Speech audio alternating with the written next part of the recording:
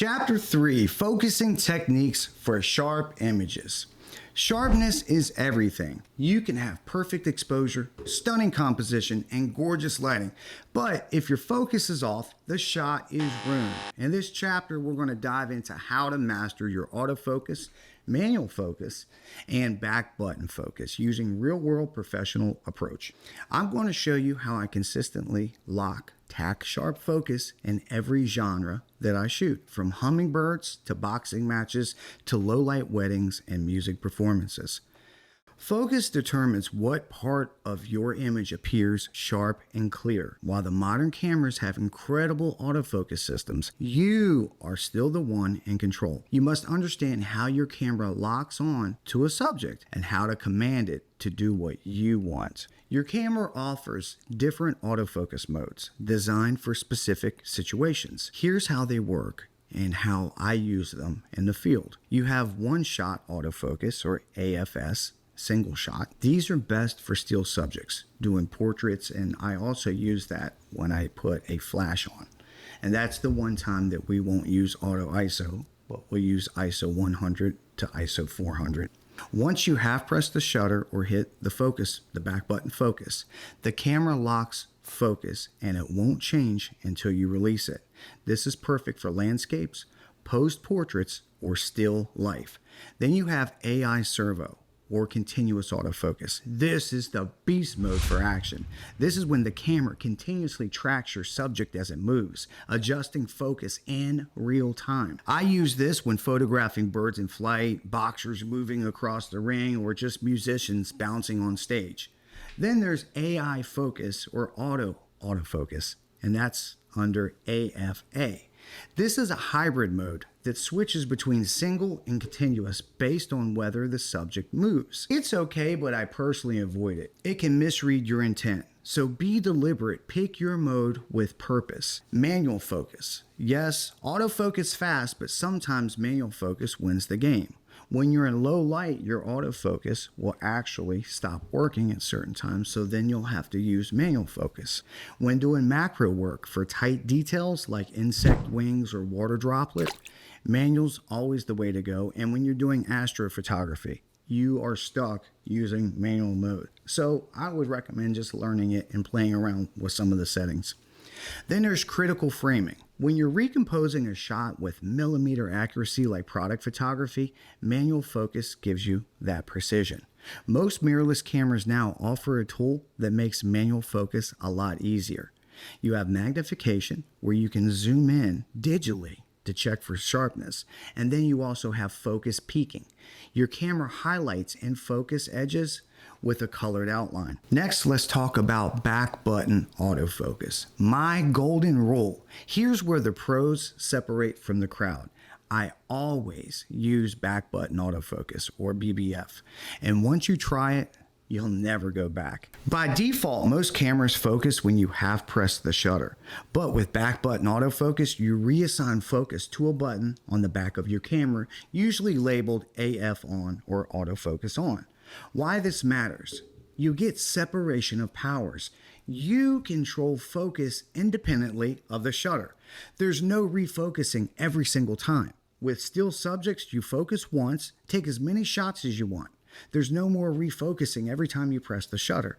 There's also better tracking. For moving subjects, you can hold down the back button autofocus to track motion, then let go to lock it. My real world example would be shooting a hummingbird outside. I keep my thumb on the back button autofocus to track the bird in AI servo. Then I release the button when I want to hold focus. Then I control my shutter speed with this wheel, my exposure comp with this wheel. This allows me to predict and freeze the exact reaction of the bird, and it's giving me pro level control each and every time. There's also focus point selection. Your camera has multiple focus points, but you must decide which ones to use. You have single point autofocus. You select a specific focus point manually. It's great for portraits or where you want sharp eyes. Then you have zone autofocus, which is a small group of points. This is good for tracking subjects within a confined area. Then you have autofocus, which is the whole area. The camera picks up the focus point for you. I try to avoid this one because it can be a little lazy and unpredictable. So in my specific case, I set up 2 buttons for back button autofocus. I have my AF for back button autofocus, and that's to lock on, and I can designate a single point for back button autofocus. So picture this. There's a bunch of trees and tree limbs. There's a little tiny bird and he's between the tree limbs, and there's branches swaying in front of the bird, or he's moving around and he's going behind branches or in front of branches. That's an everyday situation we get into. So by having my single point autofocus in the center of the frame, I can tell the camera this is the subject I want to lock onto. Then the button just adjacent to that one, I set that button, the very next button over right here, I set that one up for AI focus or eye detect autofocus. So now I tell the camera with back button autofocus, here's my single point, lock onto the subject. Then I push the one next to it and I hold that down, and that does eye tracking autofocus.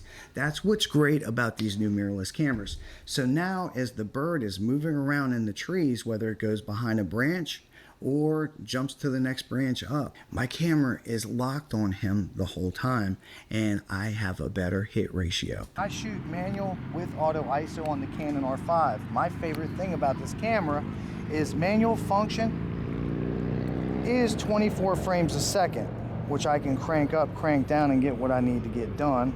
Turn that up right there, and I get 24 frames a second. All I got to do is hit record, and I've got live recording at 24.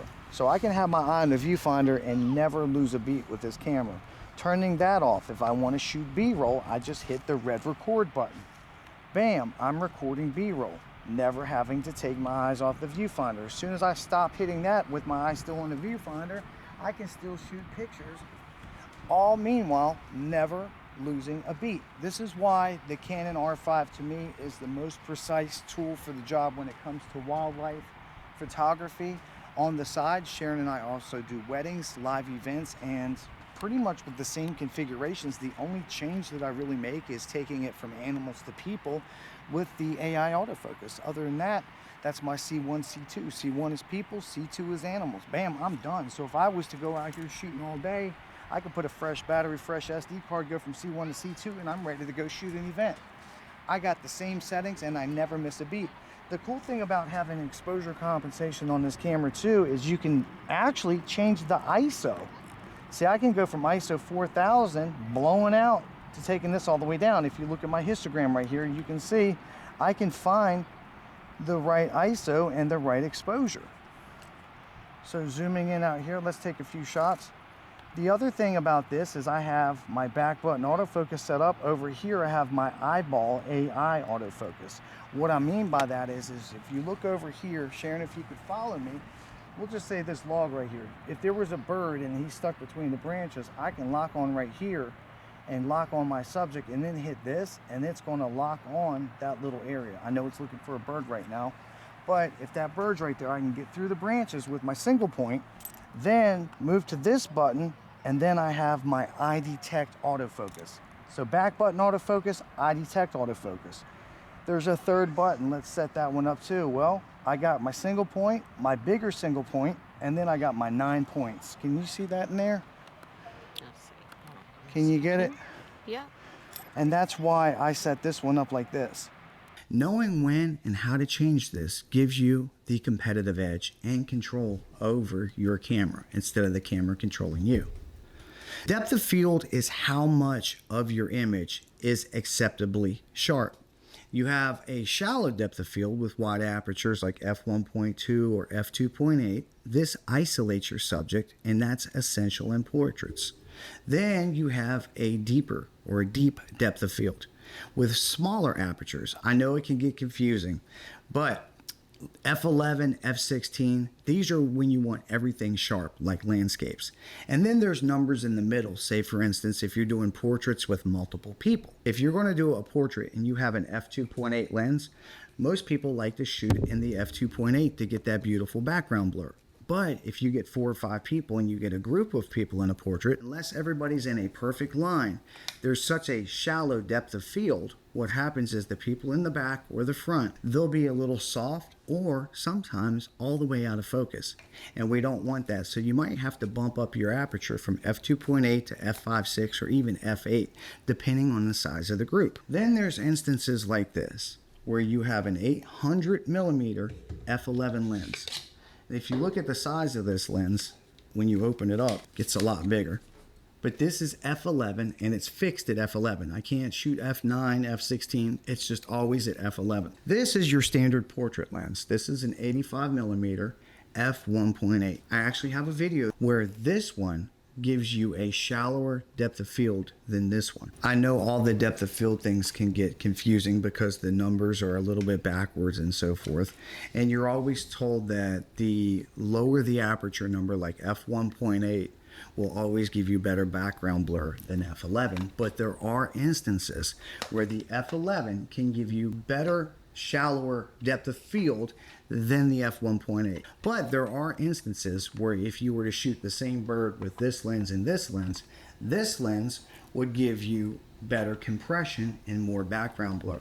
And the reason why is the lens is bigger, it's telephoto, the diameter of the glass is larger, it's got a longer barrel. There are a lot of factors that play into bokeh. And we've done videos on it and the science behind it if you want to check those out on the channel. You also have focal length, and your focal length affects depth of field as well. Telephoto gives you a shallower depth of field, and the wider the angle, the deeper the depth of field. So you see where this can get a little bit confusing. So what I would recommend is just play around and look at the instances, and you'll learn how to get that blur that you need for your images. And the great thing about the new cameras today having AI autofocus is you can use your single point to lock on the subject and then use the AI or eye detection autofocus to track the subject after you've locked on focus.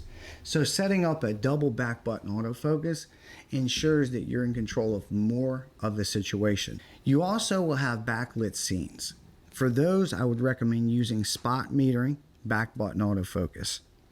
Moving subjects, make sure you're in continuous autofocus and you're using the AI tracking. Also use a fast shutter speed. I always stay above 1/1000th for motion. Normally for me, for birds in flight and birds moving around, I'll use 1/2000th of a second. Then there's low light blur, and in that situation you're going to want to raise your shutter a little bit, which will also raise your ISO. But if you keep your ISO in check, you'll be able to clean it up later, and we're going to show that later on in the post-processing chapter. So don't miss out on that. Practice drills. These drills will sharpen your focus mastery. There's the eye focus drill. I want you to use single point autofocus and back button autofocus. Photograph someone's eye, zoom in to confirm perfect sharpness. Try a tracking drill. Track a fast moving subject. Take your dog outside in the yard. If you don't have a dog, go to the park and maybe you can track somebody else's. Go to a local school where the athletes are playing and use continuous autofocus with back button autofocus. Then there's a manual focus challenge. Try to find a small object in low light and use magnification and peaking to try to dial in on it, or just wait for the next nighttime and try to zoom in on the stars or the moon for that matter and try to get the best moon shot that you can. If you would like, we have a PhotoBeast sharing page where you can share all images over there, and we embrace any and every picture. You now understand how to command your focus system like a pro, using back button autofocus, smart autofocus modes like eye detection, and manual focus techniques. You'll never again leave sharpness up to chance.